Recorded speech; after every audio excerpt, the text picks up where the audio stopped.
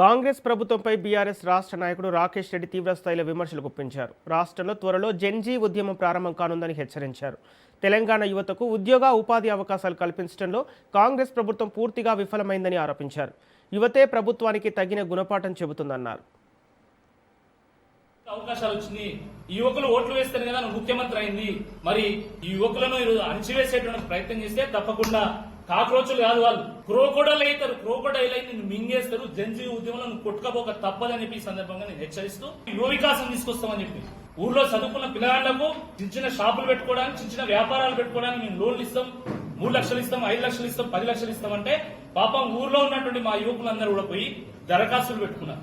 రాష్ట్ర వ్యాప్తంగా 16 లక్షల దరఖాస్తులు వచ్చినాయి. రాష్ట్రంలో రాజీవ్ యువ వికాసం కింద 16 లక్షల దరఖాస్తులు అంటే మా భువనగిరిలో గాని, మా నల్లగొండలో గాని, లేకపోతే ప్రతి నియోజకవర్గంలో, ప్రతి గ్రామంలో కనీసము 100 నుంచి 150 మంది దరఖాస్తుదారులు ఉన్నారు రాజీవ్ యువ వికాసం కింద. ఏమైంది మరి మీ మాటలు ఎక్కడ పోయినాయి? ఎందుకు చెప్పింది దొంగ ముంచట్లు?